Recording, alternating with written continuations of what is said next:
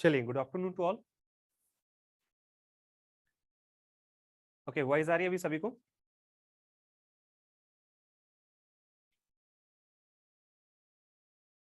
चलिए, let start. So guys, जैसा कि हम लोग नाउन को पढ़ रहे थे, एक बार सबसे पहले, है ना, क्योंकि थोड़ा सा गैप हो गया है तो मैं एक काम करता हूँ, एक बार सबसे पहले अपन इसको एक बार रिविजन कर लेते हैं, ठीक है? उसके बाद फिर आगे बढ़ेंगे। चलिए, हमने स्टार्टिंग की थी कहाँ से? नाउन से। तो सबसे पहले अपन ने डेफिनेशंस पढ़ी थी, what is the noun, noun क्या है। तो जैसे कि मैंने आपसे कहा था कि किसी भी व्यक्ति, वस्तु, स्थान, प्राणी या भाव के नाम को हम लोग नाउन कहते हैं, यानी हर वो चीज जिसको नाम दे दिया जाए, ठीक है? हर वो चीज जिसको नाम दिया जाए वो नाउन है ना? अच्छा, एक और चीज याद रखेगा कि नाउन, अगर मान लीजिएगा कभी भी किसी भी आर्टिकल का प्रयोग हो रहा है, चाहे वो आर्टिकल ए हो, एन हो या दा हो, और उसके बाद यदि कोई वर्ड आता है तो वो भी आपका नाउन ही होता है, ठीक है? चलिए, उसके बाद हमने बात करी थी the types of noun, noun के प्रकार, नाउन के कितने प्रकार होते हैं, ठीक है? तो हम जानते हैं जैसे कि नाउन के 5 प्रकार होते हैं, प्रॉपर, कॉमन, कलेक्टिव, मटेरियल और एब्स्ट्रैक्ट, ठीक है? अच्छा, अगर हम बात करें क्लासिफिकेशंस ऑफ नाउन, तो जल्दी से मुझे ये बताइए कि हमने जो नाउन का क्लासिफिकेशंस किया था तो वो कितने थे? एज अ क्लासिफिकेशंस में नाउन कितने थे? 2, वेरी गुड। एक क्या था आपका? काउंटेबल, और एक क्या था आपका? अनकाउंटेबल, ठीक है? अगर हम बोलेंगे कि काउंटेबल नाउन में हम किस किस नाउन को रखते हैं, तो याद रखिएगा प्रॉपर, कॉमन और कलेक्टिव, ये 3 स्वरूप के जो नाउन्स है, प्रॉपर, कॉमन और कलेक्टिव, ये तीनों की तीनों नाउन आपके काउंटेबल नाउन में आते हैं। लेकिन अगर हम बात करते हैं एब्स्ट्रैक्ट नाउन की या मटेरियल नाउन की, तो एब्स्ट्रैक्ट नाउन और ये जो मटेरियल नाउन्स है, याद रखिएगा ये अनकाउंटेबल नाउन में आता है, ठीक है? तो हमने ये क्लासिफिकेशंस में देखा था। चलिए, उसके बाद हम लोग बात कर रहे थे किसको लेकर के? नाउन नंबर को लेकर के। तो जैसा कि आप जानते हैं कि जो काउंटेबल नाउन होते हैं उसी में ही हम नाउन नंबर रखते हैं, ठीक है? क्योंकि अनकाउंटेबल में नाउन नंबर नहीं होता। जैसे फॉर एग्जांपल के तौर पे अगर मैं बात करूं वाटर को लेकर के, तो वाटर काउंटेबल के अनकाउंटेबल है?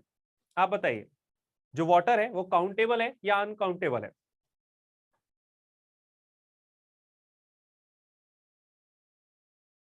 अनकाउंटेबल है, राइट?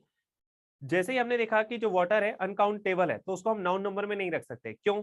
नाउन नंबर में कोई चीज सिंगुलर होती है तो उसका प्लूरल भी बनता है, लेकिन अनकाउंटेबल चीज में याद रखिएगा हमेशा चीजें सिंगुलर ही फॉर्म में रहती है, प्लूरल नहीं बनती है, ठीक है?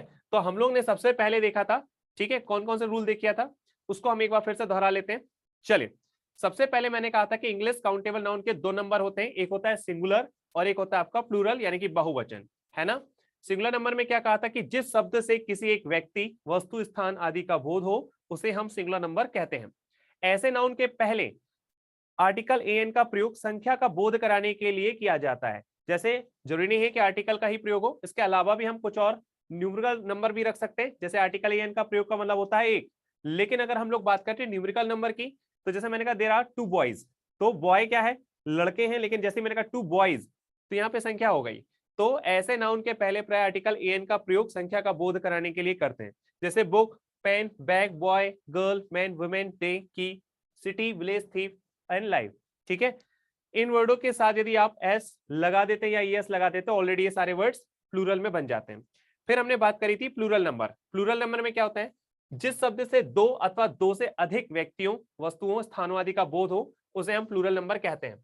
और ऐसे नाउन के अंत में हम क्या करते हैं? ऐसे यस लगा देते हैं। जैसे बुक का बुक्स हो जाता है, पेन का पेन हो जाता है, बैग का बैग्स हो जाता है, you know very well all, ठीक है? उसके बाद सिंगुलर नाउन से प्लूरल नाउन बनाने के लिए हम लोग रूल्स देख रहे थे, जिसमें आपको पहला रूल दिखाया था कि प्रायः किसी सिंगुलर काउंटेबल नाउन के अंत में एस या ईएस लगाकर उसका प्लूरल बनाया जाता है। परंतु सिंगुलर से प्लूरल बनाने के लिए हमने कुछ रूल्स देखे थे, जिसमें फर्स्ट रूल देखा था कि सामान्यतः नाउन के अंत में एस लगा करके हम लोग प्लूरल बना देते हैं। यदि आपका मोबाइल है और आपको पता है कि एक से दो मोबाइल होगा तो आप मोबाइल से मोबाइल्स कहते हो, राइट? तो आप ऐसे ईएस लगाकर इजिली किसी भी नाउन को प्लूरल बना सकते हैं। अब लेकिन हम यहां पे बात करें तो पहला एग्जाम्पल हमने जब देखा था, ठीक है, ये देखिए एग्जाम्पल में you can not use more than 5 birds in your easy, sorry ऐसे, ठीक है। तो यहां पर हमने जो पहला एग्जाम्पल देखा, इसमें आप पहले इस रूल को देखिए, सामान्यतः नाउन के अंत में एस लगाकर प्लूरल बनाया जाता है, परंतु ऐसे नाउन जिनके अंत में क्या हो, ये आप लोगों ने पढ़ा था, ठीक है, थोड़ा सा रिकॉल करना है सब कुछ, जिसके अंत में क्या हो आपका, सी एच हो, एस एच हो, एस हो, ओ हो, एक्स हो या जेड हो। अगर आपको किसी भी नाउन के अंत में C H, S H, S, O, X तथा जेड दिखाई दे रहा है तो याद रखिएगा उन नाउन के अंत में आपको क्या करना है, ईएस लगा देना है, ठीक है। एस नहीं लगेगा, ईएस लगेगा। हाँ, बॉय का बॉयज, बेटा ईएस नहीं लगाना है, बॉय में बॉयज होता है, BOYS, ईएस नहीं लगेगा। क्यों? क्योंकि ऑलरेडी मैंने कहा है ना, उसमें क्या वाई आ रहा है, देखिए इधर, नहीं ना, CH, SH, SO, X या Z हो तब अपन ES लगाते हैं। और आगे रूल्स पढ़ा था अपन ने कि बॉय अगर कर रहे हो तो उसमें एस लगाना है। क्यों? क्योंकि आप आगे के रूल में देखेंगे, अभी दिखाने वाला हूं मैं आपको, कि जैसे बॉय लिखा है तो आपको पता वाई के पहले क्या है, वोवेल है, और अगर वाई के पहले वोवेल आता है तो केवल एस लगाना होता है ना। लेकिन अगर वाई है उसके पहले कॉन्सोनेंट है तो वाई हटा के IES लगाना होता है, ठीक है। आगे देखते हैं अपन, चलिए, होप ये वाला तो आपको क्लियर है ना। आगे देखते हैं अपन, फिर उसके बाद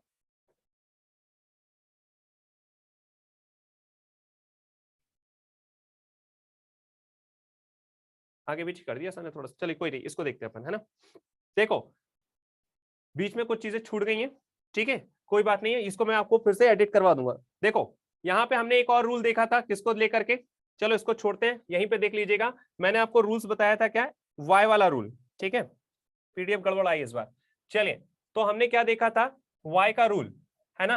वाई के रूल में हमने क्या देखा था कि यदि मान लीजिएगा इस वाई के पहले, है ना, इस वाई के पहले यदि आपका कोई भी वोवेल हो, क्या हो, वोवेल हो, ठीक है, तो याद रखिएगा फिर आपको क्या करना होता है, जस्ट क्या लगा देना होता है, एस, है ना।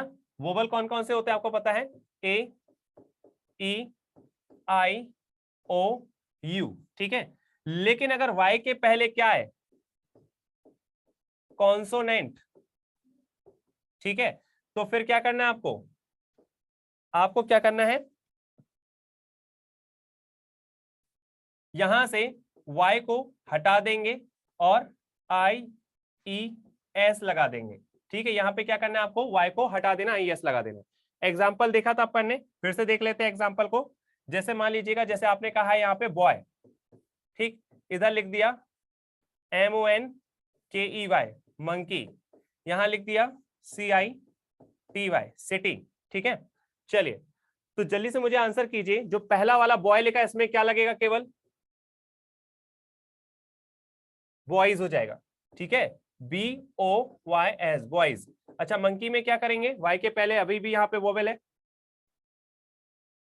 वाई हटा के MONKE,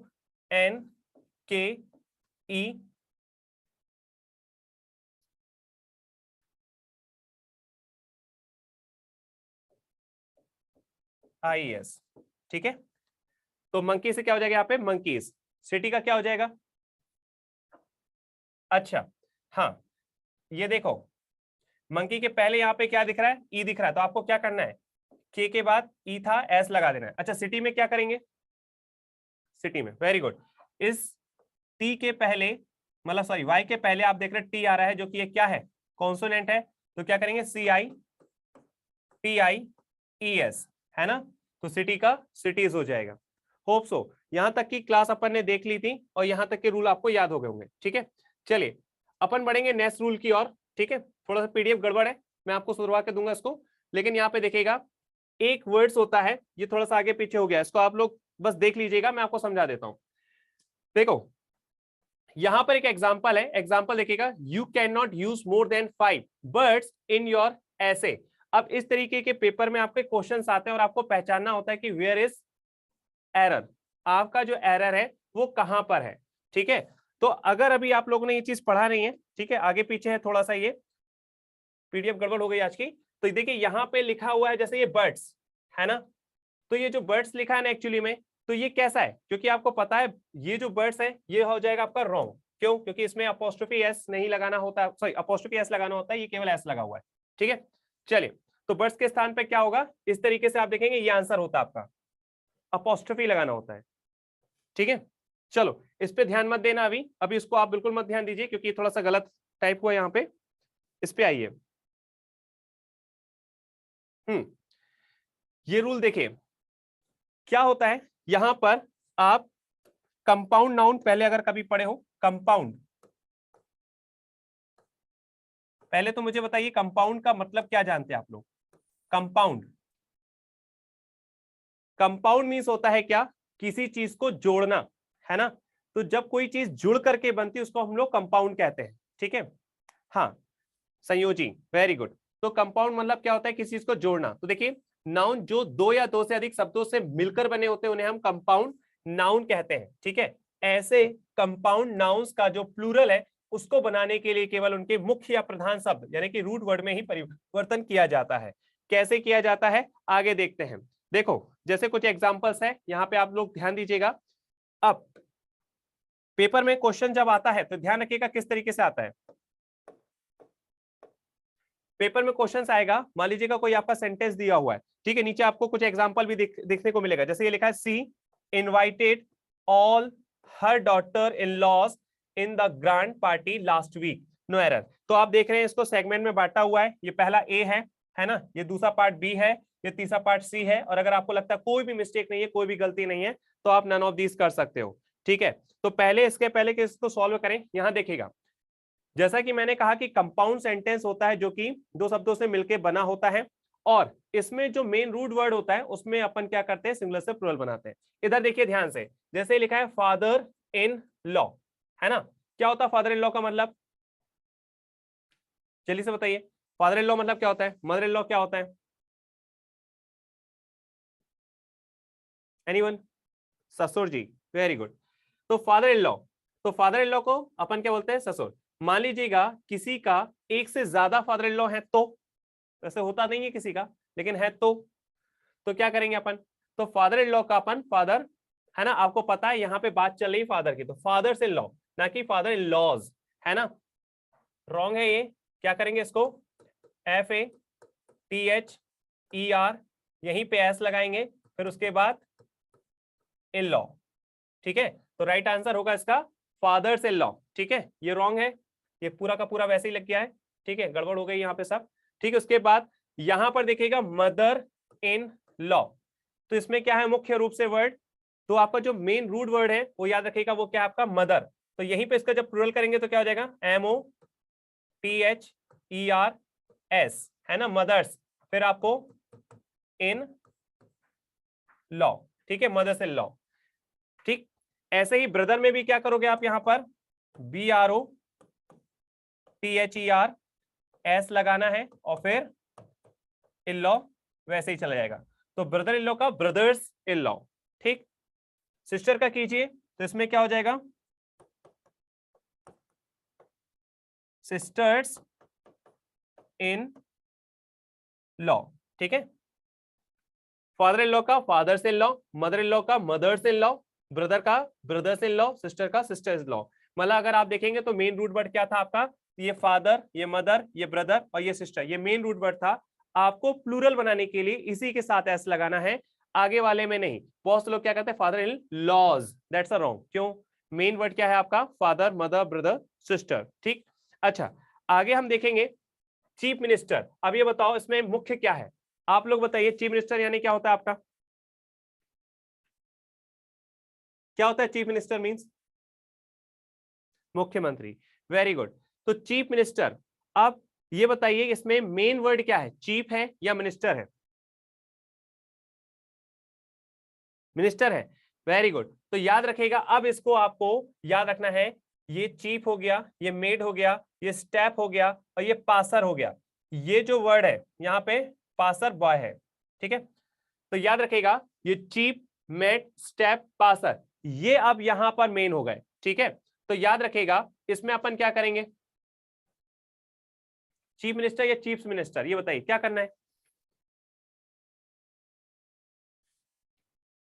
ये इनकी क्वालिटीज है। ठीक है, तो याद रखिएगा ये इसकी क्वालिटीज है, तो इसमें आपको ऐसे यस नहीं लगाना है, क्योंकि चीफ मिनिस्टर, मिनिस्टर मतलब मंत्री, मंत्री कौन, मुख्यमंत्री। तो याद रखिएगा, तो मंत्री क्या है आपका मेन वर्ड, ये है आपका मेन वर्ड। ठीक है, चीफ नहीं है मेन। अच्छा, मेड सर्वेंट्स, मेड सर्वेंट मतलब नौकर, तो नौकर में कौन, नौकरानी, क्योंकि मेड लगा दिया आपने तो वो नौकरानी, तो कौन सी नौकरानी है वो, मेड मतलब एज अ लेडीज की बात चली, सर्वेंट मतलब नौकर होता है, मेड सर्वेंट का मतलब नौकरानी, तो ये जो सर्वेंट है ये आपका मेन वर्ड है। ठीक, इसी में देखिएगा स्टेप सन यानी कि सोतेला बेटा, बेटा कैसा, सोतेला बेटा, हिंदी में बोलेंगे तो सोतेले बेटे, तो सोतेला वर्ड तो सेम रहेगा, तो बेटा से बेटे बनेगा, मतलब आपका मेन वर्ड है आपका सन। पासर बॉय, ठीक है, इसमें भी अगर आप देखेंगे वर्ड जो बाय वर्ड है ये आपका क्या है, मेन वर्ड है, तो आपको एस या ई एस लगाना है वो मेन वर्ड में ही लगाना है। ठीक है, तो अब यहाँ पे अगर आप देखेंगे तो जो ये चीफ मिनिस्टर है तो इसमें चीफ में नहीं लगा देना है, कहाँ आएगा, चीफ मिनिस्टर्स, यहाँ पे चीफ मिनिस्टर्स हो जाएगा।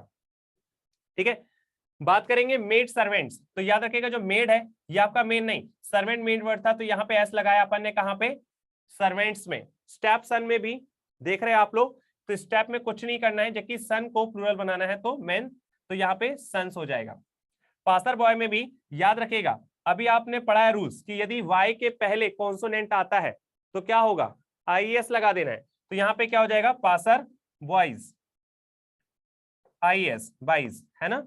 चलो, तो थोड़ा सा इस पे ध्यान दीजिए, मैं आप लोग को सर से बोल करके इसको सही करवा के दूंगा, क्योंकि ये टाइप थोड़ा सा गलत हुआ है। ठीक है, कुछ चीजों का आंसर यहाँ से वहां हो गया। ठीक है, पीडीएफ गड़बड़ हुई है पूरी, तो जस्ट इसको मैं आपको सुधरवा के सेंड करवा दूंगा आपसे बोल के सर पे। प्लस इसके अलावा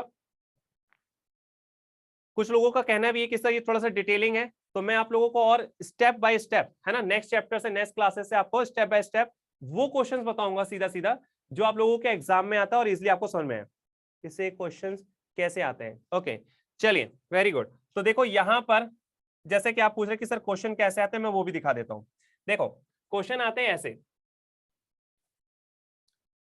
ये आते हैं क्वेश्चन आपके इस तरीके से,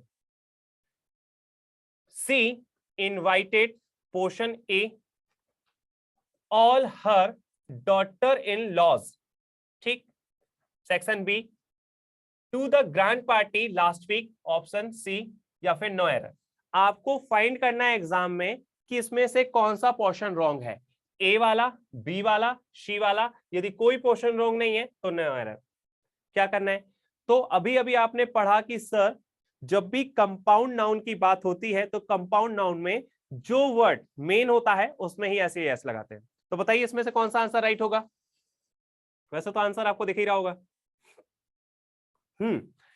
वेरी गुड। तो यहां पे जो आपने पकड़ा कि सर बी ऑप्शन वाला जो है वो रॉन्ग है, क्यों रॉन्ग है, अभी आपने पढ़ा कि मेन रूट वर्ड में ही आपका ऐसे एस लगता है, तो she invited all her daughters in law होगा, यहां से एस हट जाएगा, यहां एस लग जाएगा। ठीक है, तो क्योंकि डॉटर क्या है, मुख्य शब्द है, इसलिए एस का जो प्रयोग है वो डॉटर के साथ होगा, अतः यहां पे याद रखिएगा डॉटर्स इन लॉ होगा, ये आपका राइट आंसर होगा, है ना। तो पेपर में आपको एग्जाम में एरर को फाइंड करना है, ठीक है, एरर को डिटेक्ट करना है, तो इस तरीके से आप डिटेक्ट कर पाएंगे। और देख लीजिएगा,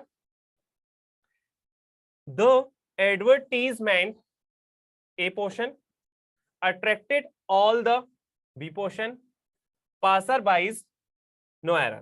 बताओ क्या करेंगे। ठीक है, तो याद रखिएगा यहां पर पीछे वाले स्लाइड में थोड़ा ध्यान रखना है ना, यहां पे क्या लिखा हुआ आपका, the advertisement attracted all the passer boys no error. देखो तो यहां पर आपका जो ऑप्शन है वो ये वाला गलत हो गया, क्योंकि इसमें पासर बॉयज में ऊपर जो था वो थोड़ा सा मिस्टेक हो गई, इसको सुधार कर लेना, इसमें आपको करेक्शंस नहीं करना है, इसमें करेक्शन करना है, क्योंकि पासर जो वर्ड है ये मेन आपका रूट वर्ड है। ठीक है, तो इसमें आपको क्या करना है, इसमें नहीं लगाना है एस, जबकि पासर्स में लगाना है ये। ठीक है, तो बस आपको थोड़ा सा प्रैक्टिस करके ये चीज समझना है कि जो मेन वर्ड है वो कैसे करें, है ना। हाँ, तो पासर बाईस में जो पाइस था ना ये गलत हो जाएगा, यहाँ पे पासर्स हो जाएगा। ठीक, चलिए अगला जो है वो एक और एग्जांपल देखेंगे आप, this misogynist hates all the mother-in-laws, lady doctors and house mates. चलो ध्यान देना है, ए पोर्शंस, ये बी पोर्शंस, ये सी पोर्शंस या नो एरर, ठीक है। तो अगर आप लोग ध्यान से देखें तो आप क्या करेंगे, जैसे ही देखेंगे नाउन को कि ऑल मदर लिखा है, तो ऑल मदर मतलब यहाँ पे मेन जो रूट वर्ड है वो मदर है ना। तो मदर होना चाहिए कि मदर्स, तो आप कहेंगे सर मदर्स होना चाहिए, ठीक है। यहां एस नहीं लगेगा बल्कि मदर्स इन लॉ। तो राइट आंसर क्या होगा, मदर्स इन लॉ होगा, ठीक है। क्या होगा, मदर्स इन लॉ होगा। चलिए, तो इसी तरीके से आपके एग्जाम में क्वेश्चंस आएगा। एक और देख सकते हो, हर सिस्टर इन लॉस, देखते ही साथ समझ गए क्या करना है, हर सिस्टर्स इन लॉ, ना कि सिस्टर इन लॉ, क्योंकि आपको, अच्छा एक चीज और ध्यान देना, अब आप बोलोगे सर पता कैसे चलेगा सिंगुलर प्लूरल है, तो ये याद रखिएगा हमेशा प्लूरल नाउन होगा तो वहां पे वर्ब भी प्लूरल होगी।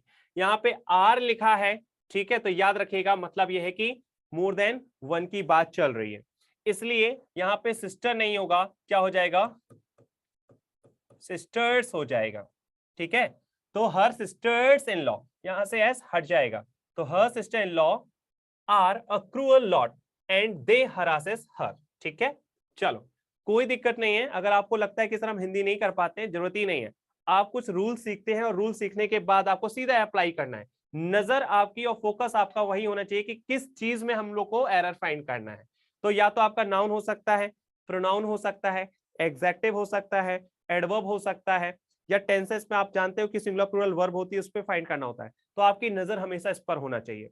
प्लस इसके अलावा कुछ बेसिक चीजें हैं, ठीक है। एक किसी भी दिन आप लोगों की एक एक्स्ट्रा क्लास लेकर के आपको बेसिक कुछ रूल्स और बेसिक क्लासेस के बारे में आपको और बताऊंगा, ठीक है। ऐसे बच्चों के लिए जो जिनको लगता है कि सर हम लोग इंग्लिश से बहुत कमजोर हैं और हमें बिल्कुल भी सेंटेंस को कैसे अरेंजमेंट करना है नहीं आता, तो किस तरीके से सब्जेक्ट को रखना है, किस तरीके से वर्ब को रखना है, कैसे ऑब्जेक्ट रखना है, तो ये सब्जेक्ट वर्ब एग्रीमेंट से रिलेटेड एक टॉपिक को लेकर के किसी दिन हम एक्स्ट्रा क्लास लगा लेंगे, ठीक है।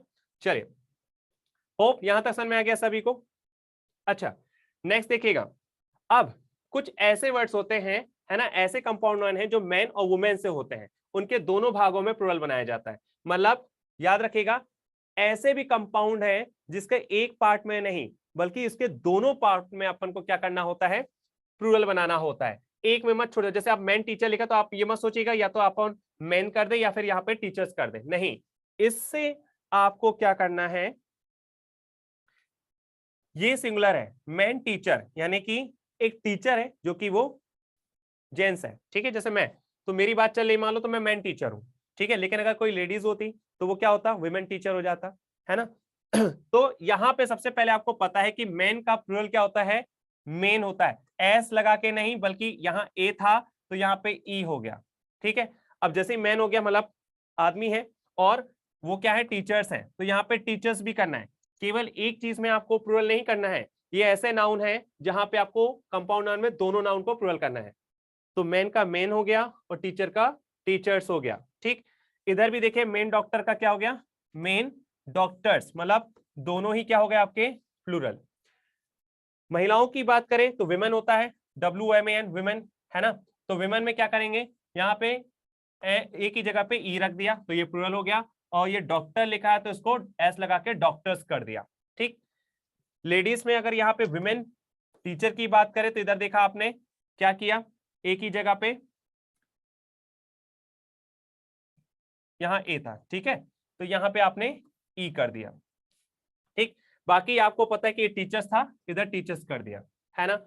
तो ध्यान रखिएगा यहाँ पे ए है, ठीक है, तो वुमेन था तो विमेन कर दिया, एक ही जगह पे ई कर दिया, टीचर था सिंगुलर था, इधर टीचर्स कर दिया, ठीक है। इस तरीके से आपने देखा कि ऐसे नाउन जो कि आपके कंपाउंड नाउन है, और याद रखिएगा मेन या विमेन से जुड़े हो, किससे, बस इस पे फोकस करना है, मेन या विमेन से जुड़े हो, तो याद रखिएगा ये तो आपका प्लूरल होगा ही सिंगुलर से, लेकिन इसके साथ जो वर्ड जुड़ेगा वो भी आपको प्लूरल करना होगा।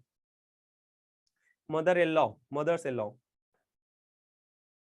अगर सिंगुलर हो, अगर सिंगुलर हो तो बेटा मदर इन लॉ, ठीक है। क्या चीज पूछ रहे हो,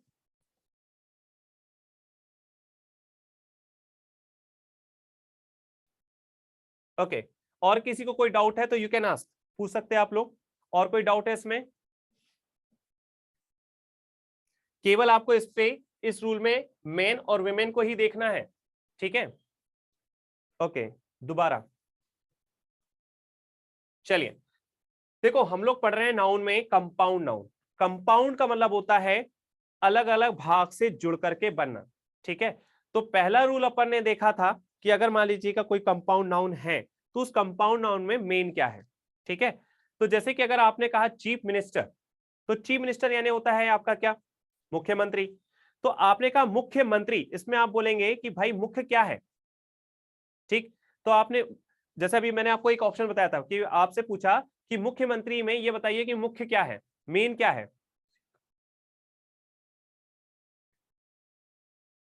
सीप, बेटा एस लगा दो कि केवल सीप्स का सीप्स हो जाएगा, ठीक है। मंत्री, है ना। अब देखो, अब आप इसको कैसे पहचानोगे कि इसमें मुख्य क्या है, तो याद रखेगा चीफ मिनिस्टर में, अब बताओ चीफ मिनिस्टर, अगर मैंने कह दिया प्राइम मिनिस्टर, अब बताओ मुख्य क्या है। तो जो मिनिस्टर है ना उसके साथ जो वर्ड है वो मेन होगा, क्यों, क्योंकि भाई मंत्री तो कॉमन हो गया, अब इसमें अपन जो वर्ड लगाएंगे वो क्या होगा, वो उसका क्वालिफाई करेगा। मतलब जैसे मैंने कहा चीफ मिनिस्टर, है ना, प्राइम मिनिस्टर, या मैंने आपसे कह दिया कोल मिनिस्टर, है ना, या मैंने आपसे कह दिया आपका ट्रांसपोर्ट मिनिस्टर। तो जो मिनिस्टर है ना एक्चुअली में वो इंपॉर्टेंट है, अब आपके साथ जो क्वालिफाई कर रहा है उसको नहीं। तो याद रखेगा अपन को मिनिस्टर का मिनिस्टर्स करना होगा, ठीक है। तो याद रखेगा, तो उसमें अपन क्या करेंगे, चीफ में नहीं मिनिस्टर में अपन प्लूरल करेंगे, ठीक। फिर उसके बाद जो हमने सेकंड रूल देखा था कि भाई सेकंड रूल में कि जो भी आपका नाउन कंपाउंड नाउन मेन या विमेन से आएगा, ठीक है, लेडीज डॉक्टर, वुमेन्स डॉक्टर, तो याद रखेगा मेन और वुमेन वर्ड अगर कहीं लिखा है और कंपाउंड बन रहा है तो आपको एक नहीं बल्कि दोनों पार्ट्स को प्लूरल करना है, ठीक है। जैसे आपने देखा मेन टीचर था, ये आपका सिंगुलर है, मतलब जैसे अभी मैं हूं, मैं अभी यहाँ पे अकेला हूं, सिंगुलर हूं, तो मैंने कहा मेन टीचर, मतलब मेरी बात चल रही है, मैं सिंगुलर हूं। लेकिन मान लीजिएगा यहाँ पे दो टीचर खड़े होकर पढ़ा रहे हैं, ठीक है, तो आप क्या करेंगे, पहली बात कि हम लोग दो टीचर हैं, तो दो टीचर में हम मेन से मैन हो गए, मतलब एक ही ई हो गया, मतलब क्योंकि ये आपका सिंगुलर था, ये आपका प्लूरल हो गया, ठीक है। लेकिन अब टीचर कितने हो गए, तो भाई दो आदमी थे, अब वो दोनों आदमी टीचर है, तो टीचर प्लस टीचर टीचर्स हो गया। तो यहाँ पे मेन हो गया और ये टीचर्स हो गया, मतलब आपके दोनों पार्ट्स में ही आपको क्या करना है, प्लूरल करना है। हाँ बेटा, केवल मेन और वुमेन वाले पार्ट्स में ही ये रूल्स है, इसलिए देखिए मैंने आपको केवल एक ही लाइन लिखा हुआ है, ऐसे कंपाउंड नाउन जो मेन और वुमेन से उनके दोनों भागों में, तो ये जितने एग्जांपल है केवल मेन और वुमेन से ही दिख रहा है आपको, पर्सन भी दो और टीचर भी दो का है ना, वेरी गुड। हाँ, मैं यही आपको कॉन्सेप्ट क्लियर करवा रहा हूं कि याद रखेगा यहाँ पर्सन भी दो हो गए और टीचर भी दो हो गए, ठीक है, मतलब एक आदमी था अब दो आदमी हो गए, तो मेन से मेन हो गया। सर विमेंस पावर सिंगुलर है या प्लूरल, बेटा देखो जो विमेंस पावर लिखा है ना ऑलरेडी आपने, तो वो प्लूरल है, क्यों, क्योंकि आपने विमेंस लिखा है। अब आप देखो ये कह रहे हो कि सर WOMEN ये क्या है आपका, प्लूरल है, ये प्लूरल है। अब आप सोच रहे हो कि सर ये अपोस्ट्रोफी एस भी तो लगा है, तो बेटा ये जो अपोस्ट्रोफी एस है ना ये आपका सिंगुलर से प्लूरल बनाने वाला नहीं है, ये अपोस्ट्रोफी एस का मतलब होता है का, है ना, इस अपोस्ट्रोफी एस का मतलब होता है क्या, का, ठीक है। अब एक बात बताओ मुझे, ठीक है, जैसे अगर आपने कह दिया FATHER अपोस्ट्रोफी एस और हाउस, तो क्या लगता है आपको यहाँ पे फादर्स हाउस लिखा है, तो इसका मतलब क्या ये है कि पापाओं का घर, पापा तो एक ही है ना, तो फादर लिखा है, इसके बाद जो अपोस्ट्रोफी एस है इसका मतलब का होता है, मतलब ये रिलेशंस बताता है, तो पापा का घर, है ना। तो याद रखिएगा यहाँ पे अपोस्ट्रोफी नहीं है, ठीक है। अगर आप इसको ऐसे कर देंगे FATHERS तो ये होगा प्लूरल, अपोस्ट्रोफी नहीं, अपोस्ट्रोफी एस लगा रहे हो तो उसका मतलब होता है का, जो कि रिलेशंस बताता है, तो दैट्स रॉन्ग, है ना, रॉन्ग हो जाएगा। तो अभी आपने कहा विमेंस पावर, औरतों का पावर, औरतों का पावर, ठीक है। और अगर आपको एक औरत का पावर कहना है तो क्या होता, विमेन पावर,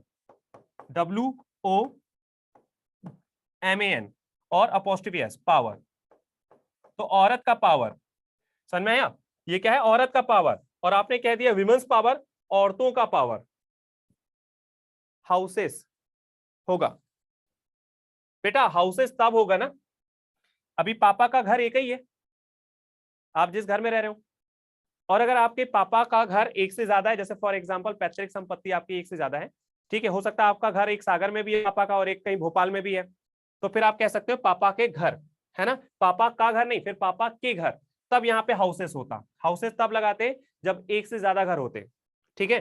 तो पापा एक है तो फादर, अपॉस्ट्रोफी एस का मतलब का, और हाउस का मतलब एक घर, और हाउसेस का मतलब एक से ज्यादा घर। Okay, very good. चलो, सो होप यहां तक क्लियर है सभी को, यहां तक क्लियर, आगे बढ़े।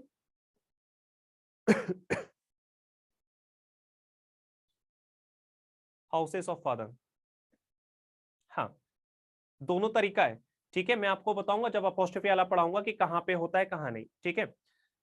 चलिए, अगर आपको कहना है इस पेन का ढक्कन, तो आप कह सकते हैं कैप ऑफ दिस पेन, लेकिन जब लिविंग थिंग्स की बात आती है, जैसे पापा आपने कहा वो लिविंग थिंग्स है, तो लिविंग थिंग्स में हमेशा अपॉस्ट्रोफी का प्रयोग करते हैं, ठीक है। ये मैं आपको बेसिक चीज बता रहा हूँ, स्पोकन की क्लासेस में या एज ए स्पोकन कोई बात कर रहा है तो उसमें कोई दिक्कत नहीं है, वहां तो सब चलता है, बस आपको सामने वाले को समझ में आना चाहिए। लेकिन आप लोग कॉम्पिटिशन की तैयारी कर रहे हो तो आपको बिल्कुल चीजें क्लियर होनी चाहिए।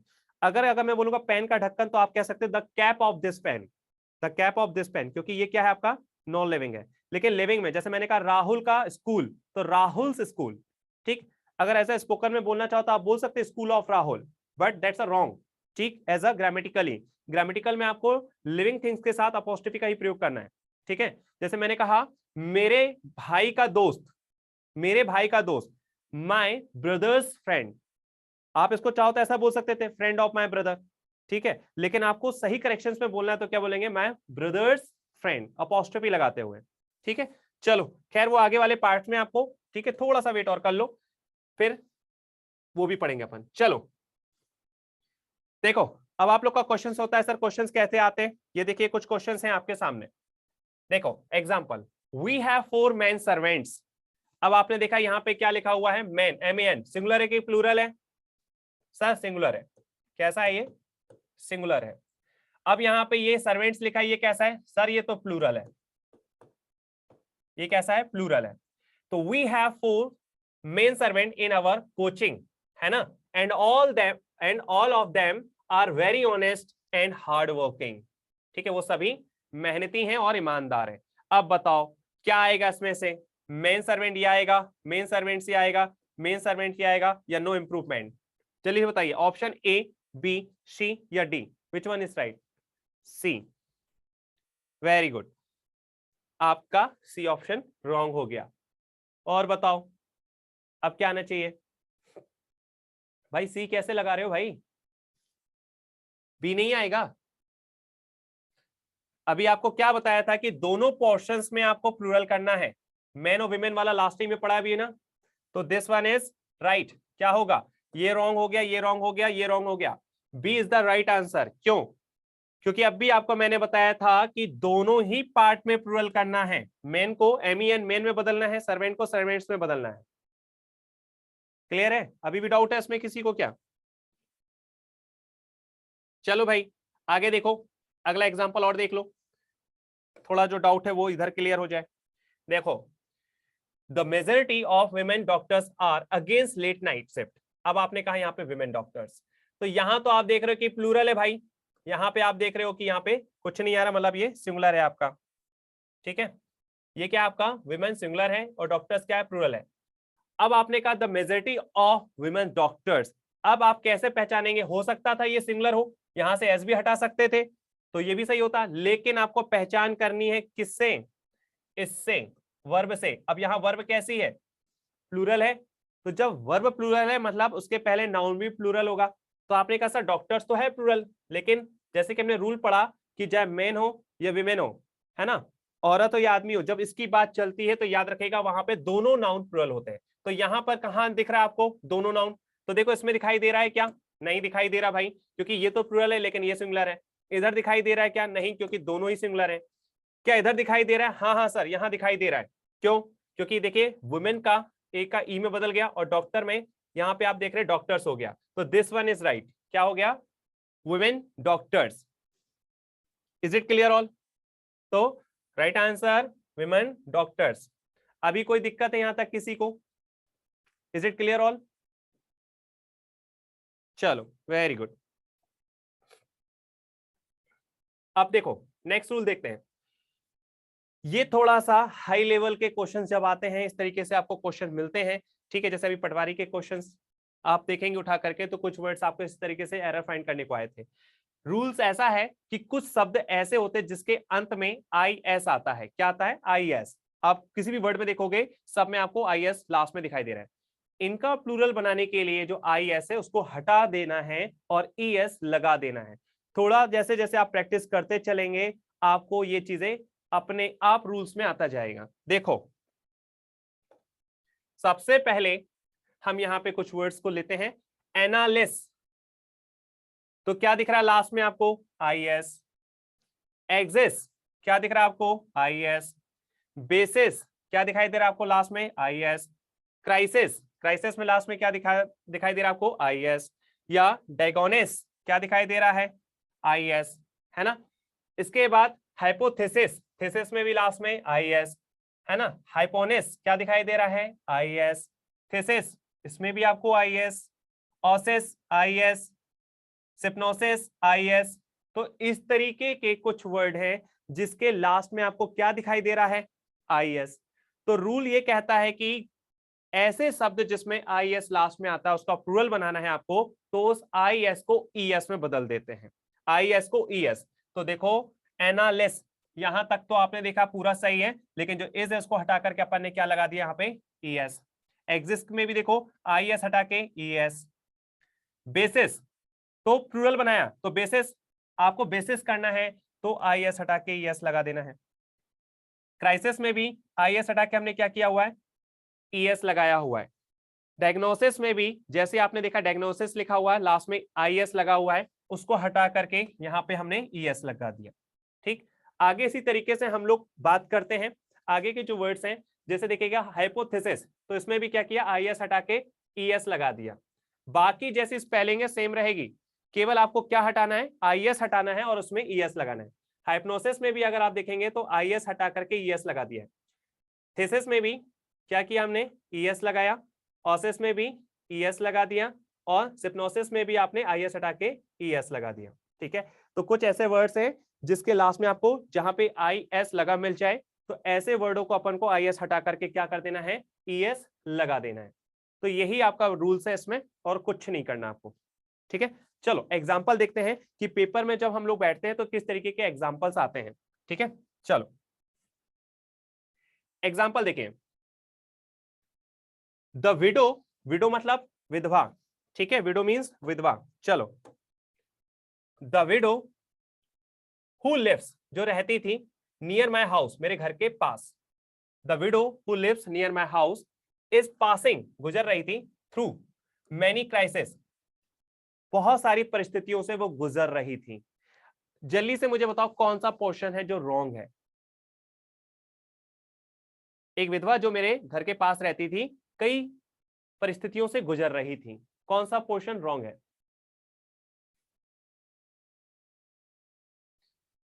ये ए पार्ट है बेटा, ये याद रखो, उल्टा कर लेते आप लोग। ये है आपका ए पार्ट, ठीक है, ये है आपका बी पार्ट और ये है आपका सी पार्ट। ऐसे देखा करो। अब बताओ कौन सा पोर्शन रॉन्ग है? वेरी गुड, अब सही पकड़े हो। सी, क्योंकि नो एरर आपका डी पार्ट है, तो सी। क्यों? क्योंकि अभी अभी आपने बताया सर कि अगर यहाँ पे मेनी वर्ड लिखा है ना, और मेनी का मतलब होता है क्या?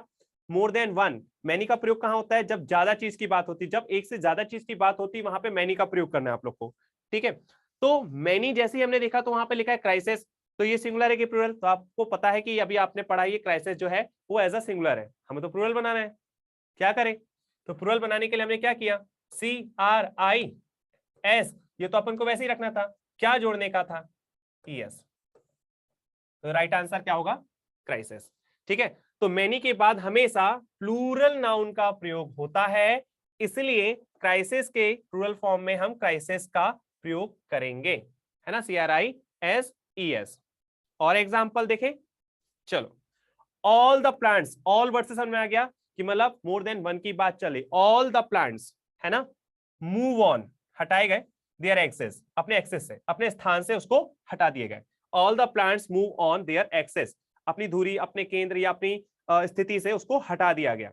चलो, तो पोर्शन ए है, ये पोर्शन बी है, ये पोर्शन सी है। अगर कोई एरर नहीं तो डी है। कौन सा गलत है बेटा? एक्सिस गलत है, तो ये और बता दो एक्सिस का क्या हो जाएगा फिर? एक्सिस का क्या बन जाएगा? ठीक है। तो अभी आप देखेंगे ऑल के बाद हमेशा, ये देखो, ऑल के बाद हमेशा प्लूरल नाउन का प्रयोग किया जाता है, इसलिए एक्सिस जो है वो प्लूरल फॉर्म यानी एक्सेस में बदल जाएगा। मतलब IS हटा के आप ES लगा देंगे। इस प्रकार से ये आपका प्लूरल हो गया। ठीक है, चलो आगे देखें।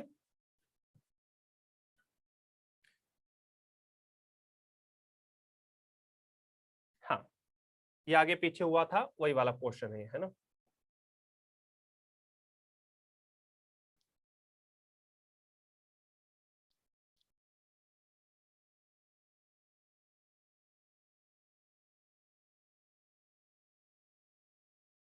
आगे पीछे हो गया है ये सब।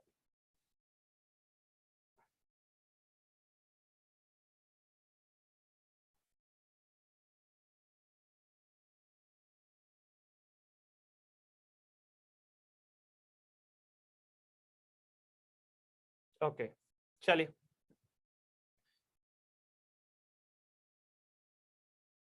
चलो इसको इतना ही रखते हैं। थोड़ा सा मैं आपको कुछ बेसिक चीजें और बता देता हूं आज, है ना, क्योंकि आज की PDF जो है थोड़ी सी गड़बड़ हो गई है। देखो, अच्छा, कितने लोग हैं जिनको थोड़ा बहुत कोई भी इंग्लिश से हिंदी या हिंदी से इंग्लिश समझ में आती है?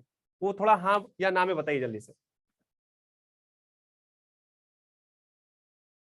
थोड़ा बहुत ऐसा है कि हमें इंग्लिश से हिंदी करना या हिंदी से इंग्लिश करना आता है? ओके, आता है। चलिए ठीक है, तो आज मैं कुछ बेसिक चीज आपको पहले यहां पे बता दूं, है ना। अच्छा, आपसे अगर मैं क्वेश्चन पूछूं कि वर्ब कितनी होती है, तो कितने लोग जानते हैं वर्ब कितनी होती है? English to Hindi, yes. Verb पता है कितनी होती है? 3 होती हैं। कौन कौन सी वर्ब होती है बेटा? और ये भी बता दो कौन कौन सी 3 वर्ब होती है? ऐसा तो नहीं गो एंड गॉन?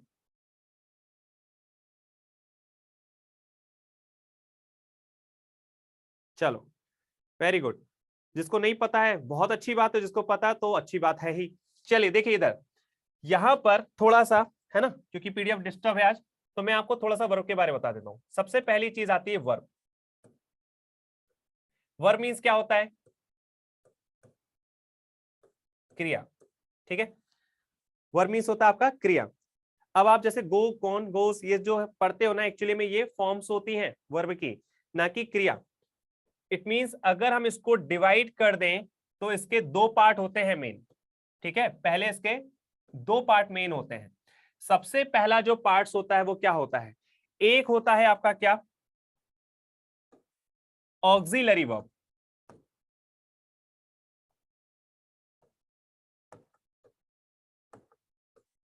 ठीक है, एक क्या होता है आपका? Auxiliary verb. ठीक, और दूसरा क्या होता है आपका? Modal verb. ठीक है, इसको 2 पार्ट में बांटे। एक होता है ऑक्सिलरी वर्ब, ठीक है,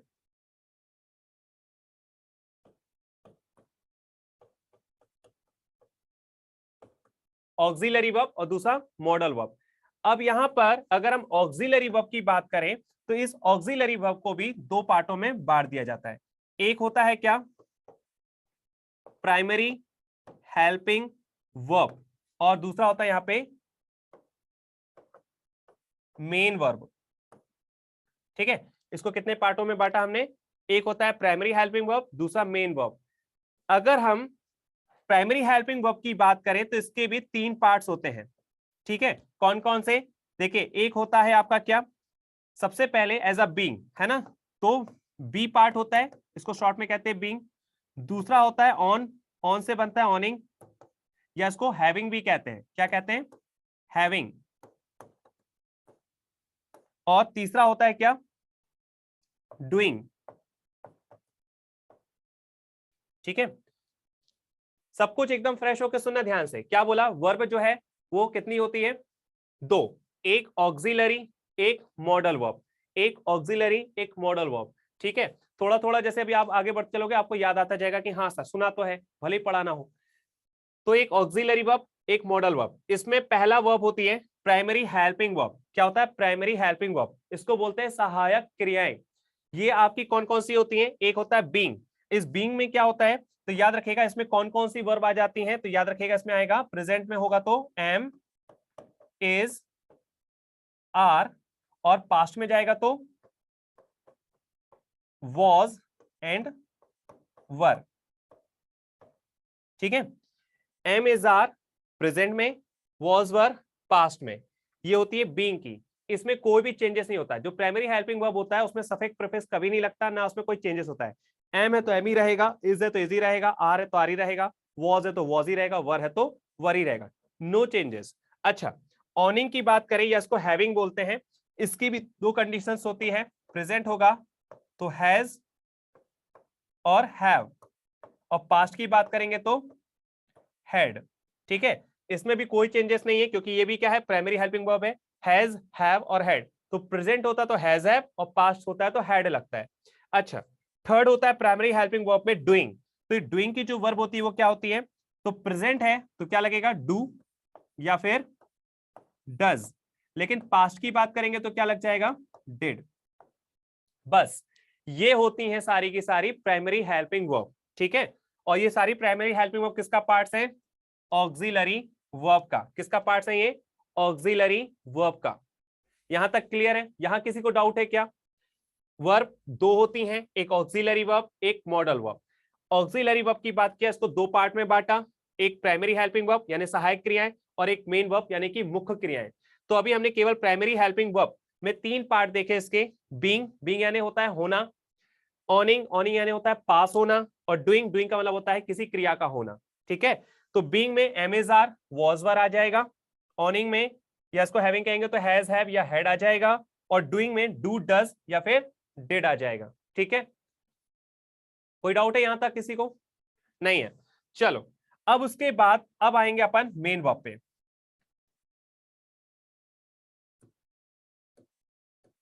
ठीक है, अगर हम बात करें मेन वर्ब तो अभी आप लोगों ने जो बात करी थी, जी हाँ वही मेन वर्ब आपका एक्शंस दिखाता है वो। तो इसमें मेन वर्ब के दो पार्ट्स होते हैं। कितने? मेन वर्ब के दो। एक होता है ट्रांजिस्टिव,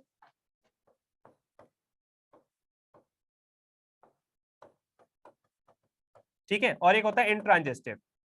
शॉर्ट में लिखता हूं मैं, एक होता है ट्रांजिस्टिव, इंट्रांजिस्टिव। अब आप लोगों को ये थोड़ा सा है ना हैवी हो जाएगा कि सर ये कहां तक पहुंच गए। ध्यान से सुनो, इसको आराम से समझते हैं। किसी भी सेंटेंस के दो पार्ट होते हैं। कितने? दो पार्ट होते हैं।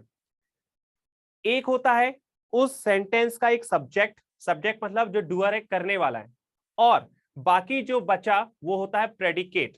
ठीक है, क्या? एक होता है सब्जेक्ट और बाकी होता है वो प्रेडिकेट। ध्यान से सुनिएगा, हिंदी में ही बता देता हूं पहले। जैसे मैंने कहा मैं खाना खाता हूं, मैं खाना खाता हूं। अब यहां पर मैं खाना खाता हूं में जो सब्जेक्ट है वो क्या है? मैं। तो ये पहला पार्ट हो गया।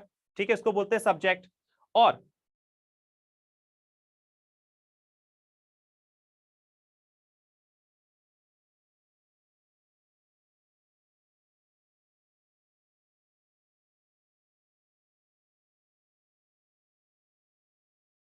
एग्जाम दे दिया है, तो ये बताइए कि मैंने एग्जाम दे दिया है, इसमें आपका मैंने वर्ड क्या है? बताइए। मैंने एग्जाम दे दिया है, इसमें जो मैंने वर्ड है वो सब्जेक्ट है या प्रेडिकेट है? सब्जेक्ट है। ठीक है, और एग्जाम दे दिया है ये क्या है आपका? ये प्रेडिकेट है। ठीक, चलो, अब आपको ये बात समझ में आ गई कि हाँ सर किसी भी चीज के दो पार्ट्स होते हैं और इनके बीच में जो काम करता है वो क्रिया होती है। जैसे मैंने कहा मैं खाना खाता हूं, ठीक है, तो आपने कह दिया आई आई eat food.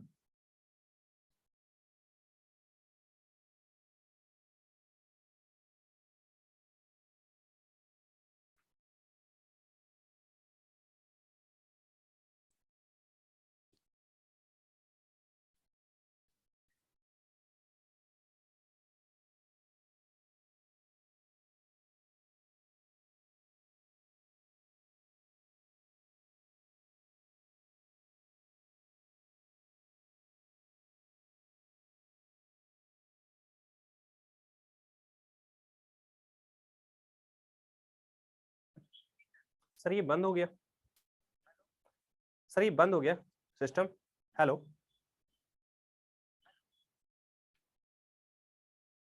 Hello.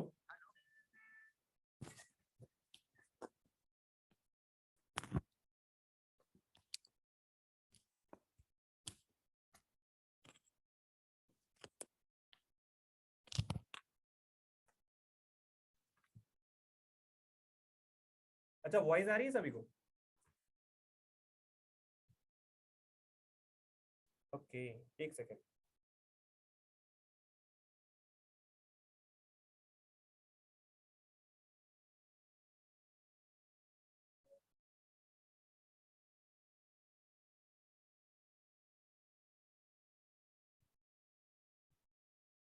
Camera off हो गया है।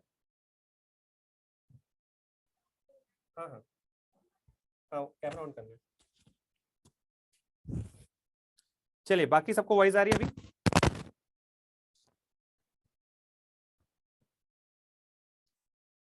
ओके, एक सेकंड रुकेंगे।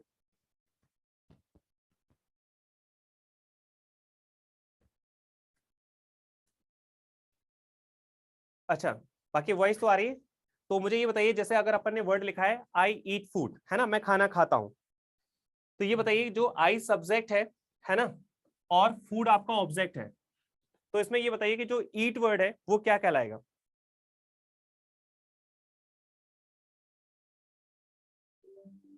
हम्म, वर्ब।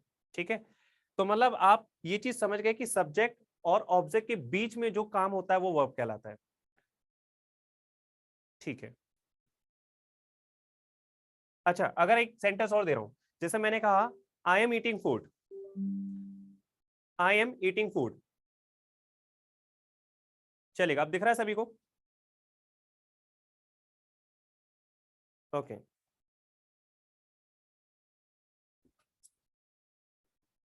देखिए एक वर्ड और दे रहा हूं मैं यहां पे, आई एम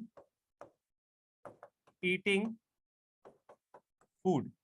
इसमें बताइए जो ये आई है ये क्या है? आई है वो क्या है? सब्जेक्ट है। ओके, इसमें एम है ये क्या है?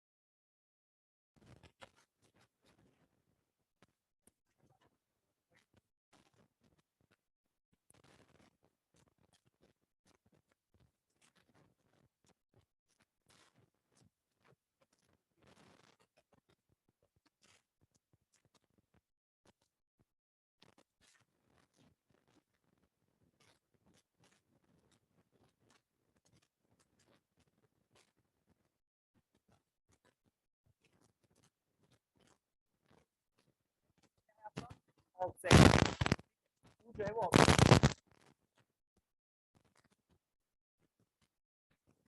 इसमें देखिए आई एम ईटिंग फूड में आपने जब देखा कि आई जो था वो सब्जेक्ट था, एम जो था वो प्राइमरी हेल्पिंग वर्ब, ईटिंग जो था वो मेन वर्ब था जिसमें अपन ने आईएनजी लगाया हुआ है, और फिर फूड। तो जैसे कि अभी आपसे पूछा था कि वर्ब क्या है, तो आप लोगों ने क्या कह रहे थे? Go went gone, going goes, है ना?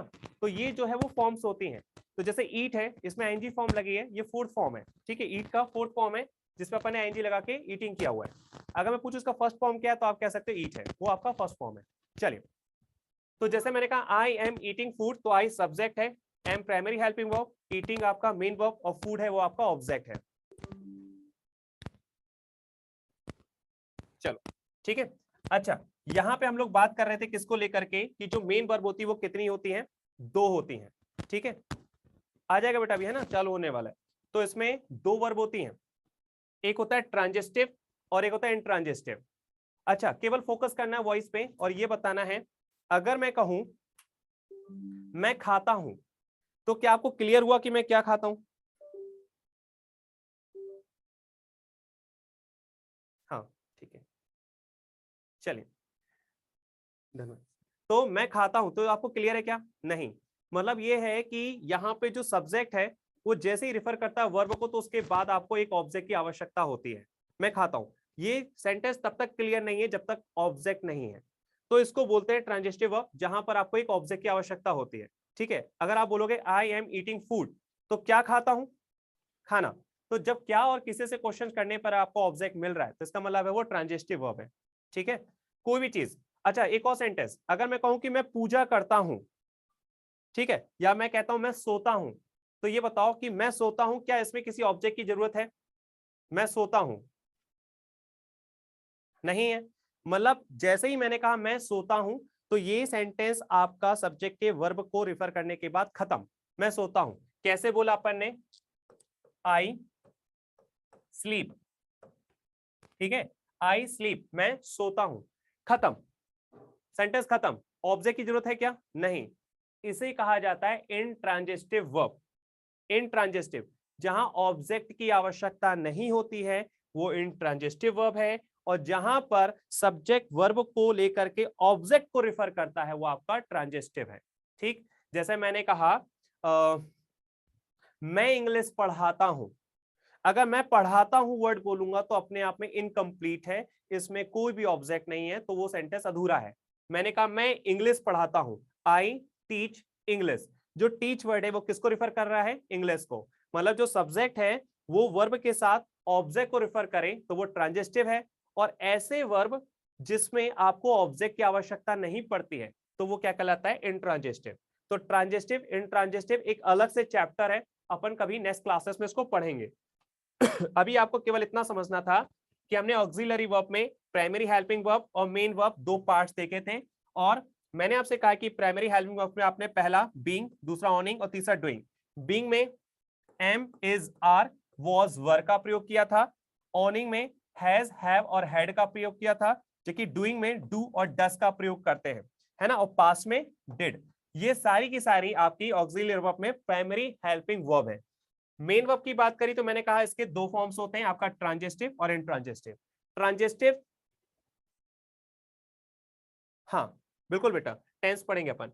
तो ट्रांजिटिव में क्या है आपका?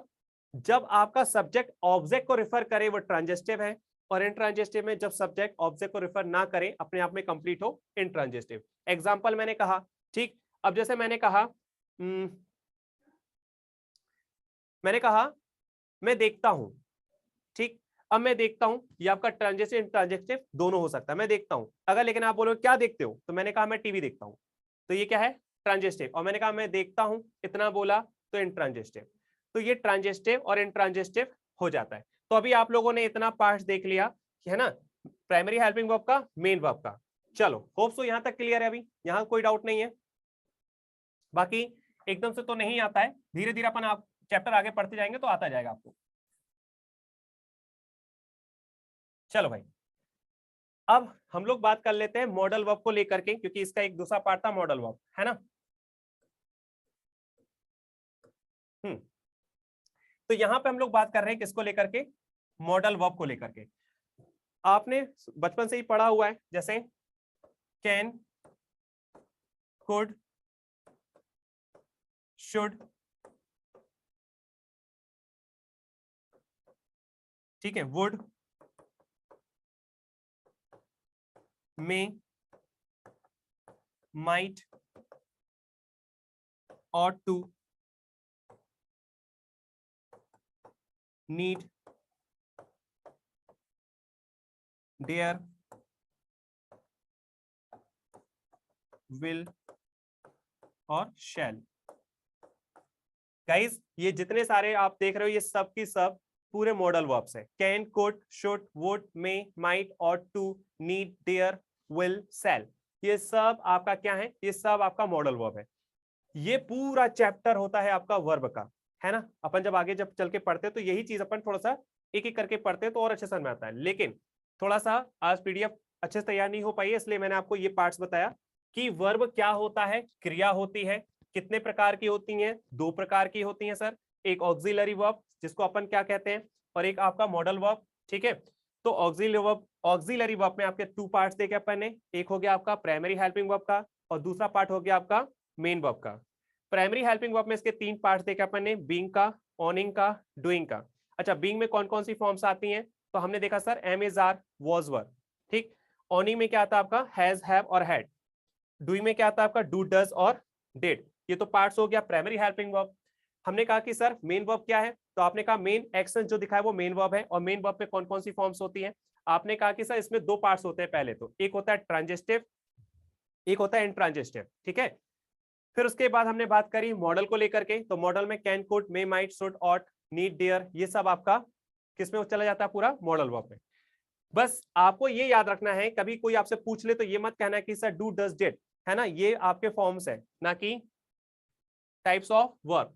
तो जैसे मान लीजिएगा मैंने कहा आपसे डू, तो डू का सेकंड फॉर्म डिड, ठीक है, ऑफ ए डन, ये 3 फॉर्म हो गया। लेकिन जो चौथा फॉर्म्स होता है वो होता है डज, है ना। 5वां फॉर्म्स जो होता है वो क्या होता है, डूइंग। तो 5 फॉर्म्स होते हैं, ठीक। चलिए, इससे पहले कि अपन क्लास को यहीं पे खत्म करेंगे, आपसे एक छोटा सा क्वेश्चन है, जल्दी से बताइए। अगर लिखा है HIDE, हाइड, तो इसका मतलब किस किस को पता है, क्या होता है हाइड मींस, क्या होता है हाइड मींस? बहुत बढ़िया, हाइड मींस होता है छिपाना, ठीक है गाइस, हाइड मींस छिपाना। अब जल्दी से मुझे बताइए हाइड का सेकंड फॉर्म क्या होगा और थर्ड फॉर्म क्या होगा, ठीक है। पहला पार्ट हाइड, दूसरा पार्ट हिड और तीसरा पार्ट हिडन। तो हाइड, हिड, हिडन। हाइड यानी छुपाना, हिड यानी छुपाया, हिडन छुपा हुआ। इसलिए अपन थर्ड फॉर्म को जब लेते हैं तो ये एक नाउन की तरह फंक्शंस करता है। आप लोगों में से कितने लोगों ने सुना है हिडन कैमरा, सुना है हिडन कैमरा? तो ये जो हिडन वर्ड मतलब आपका मेन वर्ब का जो थर्ड फॉर्म बनता है, यही एक नाउन की तरह फंक्शंस करता है, हिडन कैमरा, ठीक है। एक और वर्ड देख लीजिएगा, जैसे लिखा है TEAR, टीयर, इसका मतलब होता है आपका फाड़ना, ठीक। सेकेंड फॉर्म क्या होती है इसका, टोर, TORE, टोर। और थर्ड फॉर्म होती है इसका टॉन, ठीक है। टीयर, टोर, टॉन, ING फॉर्म में टीयरिंग हो जाएगा और एस वाले फॉर्म में टीयर्स हो जाएगा। लेकिन टीयर, टोर, टॉन ये थर्ड फॉर्म हो गया। इसमें जो थर्ड फॉर्म है टोन, अगर इसको आप एज अ नाउन की तरह लेते हैं, फंक्शंस करते हैं, तो क्या होता है, जैसे मैंने कहा फटी शर्ट, फटी शर्ट, तो क्या बोलोगे आप, टॉन शर्ट, ठीक है। फटे जूते, टॉन शूज, है ना। फटी किताब, टॉन बुक्स, ठीक है। तो जब भी कोई मेन वर्ब का थर्ड फॉर्म होता है तो वो हमेशा याद रखेगा, उसको हम एज अ नाउन की तरह फंक्शंस में ले सकते हैं। इज इट डन, क्लियर है यहां तक सभी को?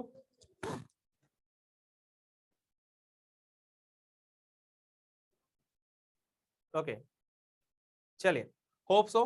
थोड़ा सा आप लोग, एक छोटा सा काम आप लोग को दे रहा हूं, ठीक है। आपकी 9th 10th 11th 12th या कोई भी कॉम्पिटेटिव की बुक्स लेकर के आपको अभी से ही वर्ब की तीनों फॉर्म्स देखते हुए चलना है। मैं तो बताऊंगा ही, लेकिन अगर आप लोग थोड़ा सा एक्स्ट्रा ऑर्डिनरी वर्क करेंगे तो अच्छा रहेगा। तो उसकी फर्स्ट सेकंड थर्ड फॉर्म, क्योंकि आपको पता ही नहीं है, कहीं पर अगर मान लीजिएगा इधर पे कहीं पे भी लिखा हुआ है, ठीक है, जैसे यहाँ पे लिखा हुआ है BORE, बोर। अब अगर मैं पूछूं इसका बोर का मतलब क्या है, किसी सेंटेंस में बोर लिखा है, अब आप पता ही नहीं कर पाओगे कि सर क्या है। क्यों? एक्चुअली में ये बियर का सेकंड फॉर्म होता है। बियर यानी होता है क्या, सहन करना। तो बियर, बोर, और थर्ड फॉर्म होता है बॉर्न। तो बियर यानी सहन करना या पैदा होना, बोर यानी पैदा हुआ, बॉर्न यानी पैदा हुआ, ठीक। तो ये बियर यानी सहन करना या पैदा होना, बो सेकंड फॉर्म है बॉर्न। तो आप बोलते हैं ना Gandhi ji was born in Porbandar Gujarat, तो Gandhi ji was born, third form जा रहा है बॉर्न, ठीक है। तो याद रखिएगा, लेकिन सेकंड फॉर्म कई बार आप लोग को पता नहीं चलता है। बोर लिखा हुआ है, बोर पता ही नहीं है बोर क्या है, तो सेंटेंस को आप रिकॉग्नाइज नहीं कर पाएंगे, पहचान नहीं पाएंगे।